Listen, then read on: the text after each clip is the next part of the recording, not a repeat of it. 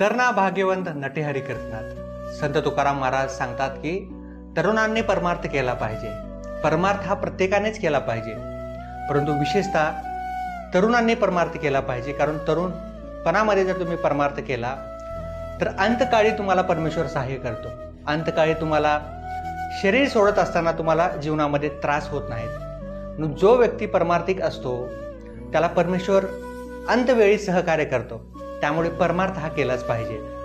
मग मला माझ्या या यूट्यूब चॅनलच्या माध्यमातून बरेच कमेंट येत आहेत. त्यामध्ये ते सांगत असतात की परमार्थ म्हणजे नेमका काय आणि परमार्थ कसा केला पाहिजे आणि लग्न झालेल्या व्यक्तींनी परमार्थ कसा केला पाहिजे. मग आज मी विचार केला की परमार्थ या विषयावर मला आजचा व्हिडिओ बनवला पाहिजे. तर परमार्थ म्हणजे काय? सोप्या भाषेमध्ये जीवनाचे सर्वोच्च ध्येय आहे. याच्यापेक्षा कुठल्याच प्रकारचं अंतिम ध्येय नाही. परमोच्च म्हणजे परमार्थ म्हणजे अतिशय उच्च जे ध्येय आहे मनुष्याचं त्यालाच आपण परमार्थ म्हणतो. परमार्थ करणे म्हणजे आयुष्याच्या उच्चतम जे ध्येय आहे किंवा जे शरीर आपण धारण केलेलं आहे, जे शरीर आपण धारण केलंय त्या शरीराचा जो उद्देश आहे ते म्हणजे ह्या शरीरातून आपल्या आत्म्याला मुक्त करणं आणि परमात्म्यामध्ये विलीन होणं. हे आपल्या मनुष्य देहाचं अंतिम ध्येय आहे आणि ते ध्येय प्राप्त करण्यासाठीच आपल्याला हे मनुष्य ध्येय मिळालं आहे. त्यामुळे परमार्थ हा प्रत्येकानेच केला पाहिजे. त्यामुळे परमार्थ कसा करायला पाहिजे? परमार्थ करणे म्हणजे थोडक्यामध्ये प्रत्येक क्षणाला परमेश्वराचं स्मरण करणे, परमेश्वराचं स्मरण करणे, परमेश्वराचं चिंतन करणे.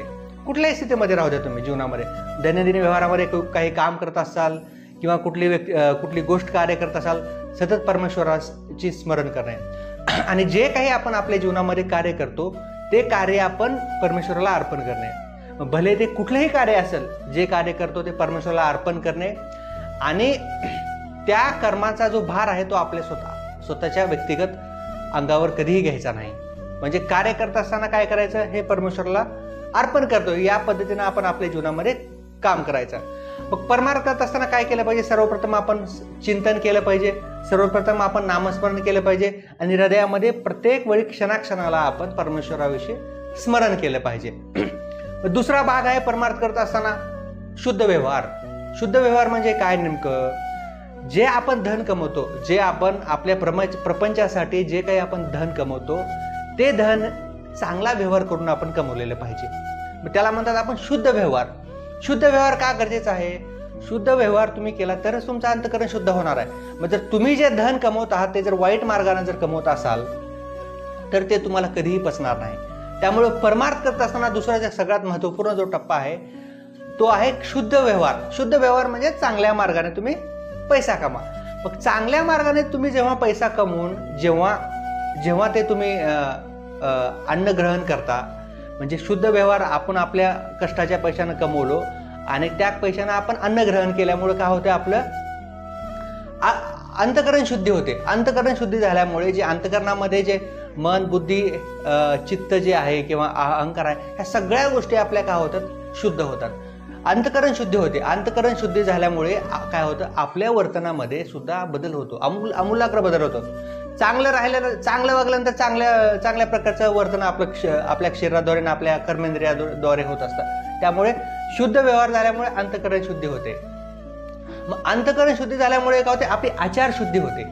आचार शुद्धी सुद्धा होते आणि आचार शुद्धी झाल्यामुळे नंतर जेव्हा आपण स्नान जेव्हा करू त्यावेळी काय होतं? आपलं पूर्ण शुद्धीकरण होतं शरीराचं आणि पूर्ण शरीराचे शुद्धीकरण झाल्यामुळे आपण जीवनामध्ये जो परमार्थ आपणाला जो साध्य करायसाठी आहे त्यासाठी आपलं मन, आपलं चित्त हे सगळं अनुकूल होतं. त्यामुळे परमार्थ करत असताना ह्या सगळ्या गोष्टी आपण आपल्या जीवनामध्ये केलेल्या पाहिजे.